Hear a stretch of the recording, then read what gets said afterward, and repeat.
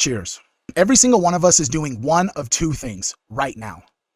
We're either living as a character that we built to survive, or we're slowly learning how to live as an actual person again. The character version of you knows what to say, how to look, and how to be fine.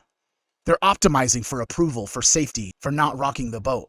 The person you are really underneath all of that, they're the one who shows up in rare moments when you forget to perform, when you're laughing so hard that you pee your pants, when you're honest by accident, when you're tired enough to finally tell the truth. So before we go any further, I want you to pick a side in your own mind. Are you mostly living as a character right now, or as the person? No shame either way, just honesty. Because today is not about hating the character, the mask that kept you alive in rooms that you could not handle fully yourself. Today is about noticing where the mask is still running your life and how to start inviting the real you back into the room. We're going to talk about why your body literally gets exhausted from pretending, how to tell when you've slipped into performance mode, and what it actually feels like when your soul is steering again, even for a moment. And if every one of you is ready to just log out of that character, you can just comment, "The real me is logging in." So you've got a receipt for the moment that you chose who you'd rather be. So part one is, how does the character actually get built? Nobody wakes up one day and just decides, "I'm going to abandon myself and become a brand." It slowly happens, bro. You learn which parts of you get praise and which parts of you get punished. From a young age, you even notice which emotion made people pull closer and which ones push them away. And very quickly, you just started editing. A little less of this, a little more of that. Hide the anger, turn up the charm or the charisma. Never be too much, never be too needy. That's how the character gets born, bro. The "I'm always okay" character. I'm the funny one, I can't be serious character. I'm the caretaker, my needs don't count character. The character is built out of real pieces of you. It's not fake, just maybe is incomplete. The world rewards the character. The character gets likes, promotions, invitations. People say, "You're so easygoing," while your real self is screaming quietly in the background. So here's the real spiritual truth, homie. The character was an act of self-defense, not self-betrayal. So you can't hate it. You did what you did because you had nowhere to belong. You don't have to hate that version of you. You just don't have to let them drive forever, bro. Now here is how your body tells you everything that you need to know. Your nervous system knows the difference between character and person. When you're in character for too long, your body inevitably will start to have signals. The smile that never reaches your eyes. The conversation that feels like performing lines instead of talking. The social hangout that leaves you more drained than when you arrived. You come home from being on and you're exhausted, but you didn't even lift anything. That's not social anxiety, bro. That's spiritual jet lag from flying too far away from yourself. Your body is eternal, at least in the aspect of that it has a soul. Your body keeps receipts, bro. Your jaw gets too tight from biting your tongue, or the knots in your stomach from saying yes when your whole entire being was screaming no. The tension in your chest from carrying a personality that weighs more than your truth. So here's the first practice, bruh. Next time you're in a conversation, ask yourself, is this my voice talking or the character? Your character talks to impress or to protect. The person talks simply just to connect. Bars again today? If you notice you're in character, you don't have to blow up your life.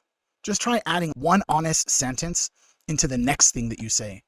That's how the person starts to slip back through the cracks. If this is hitting for just even a second, notice what your shoulders are doing. Are they dropping a little bit? Is your body starting to recognize itself? So now how do you let the real you back in? Letting the person come back in doesn't mean you burn every mask that you wear overnight. It means that you start building places where you don't need a mask. Sometimes that's a person. Sometimes that's a notebook. Sometimes that's a late night walk where you finally tell the air what you wouldn't tell anybody else. So ask yourself, honestly, bro, where in my life do I feel least like a character? Who am I with when I laugh the loudest and my guard is the lowest? What am I doing when I forget to look at myself from the outside? Those are the clues, dude. That's your soul leaving breadcrumbs back to itself. The spiritual work, dude, is not about becoming a brand new person. It's about remembering the one who got covered in survival strategies and expectations. You're allowed to be more than just useful. You're allowed to be more than just entertaining. You're allowed to be more than the role the people have assigned for you. And you can start small, bro. You can just say, honestly, and then say the real thing. You can say, actually, I don't like that, even when it's awkward. You can say, I'm tired of pretending that I'm okay, at least to yourself, if not yet to others. Every single time you do that, you're telling your nervous system it's safer to be me than it used to be. And your body remembers, bro. It keeps receipts. If you felt any sort of shift in how you see yourself, you could also just comment, I'm not going to wear a mask. So you can't pretend that you didn't hear what I had to say. Now, why does this matter for every single human that's listening now or will see this later? This isn't about aesthetics or personality types, and this isn't about suffering. Most of the quiet suffering on this planet is happening because people are living their whole lives as characters who were only meant to be temporary costumes. Parents raising kids while the parent is still stuck in their own childhood role. Parents trying to love each other through layers of performance. Creators building audiences around a version of themselves they secretly resent. If you feel tired all the time and you can't explain why, if you feel lonely even if you're surrounded by people, if you feel like your life looks fine but doesn't feel like yours, you're not broken, homie. You're just underrepresenting your own existence. And that's where Team Human comes in for me. Because being Team Human, bro, is not about being against what's happening in the world. It's not about hot takes on the internet. It's not about Epstein. It's not about figuring out the secret satanic pedophilic cabal that allegedly is running the planet. It's about for being the messy, honest, complicated, sacred experience of being a real person, dude. And if you've made it to this far through the video or the live stream, that tells me something about you, homie. You care more than about a distraction. You care more than just allowing yourself to numb out.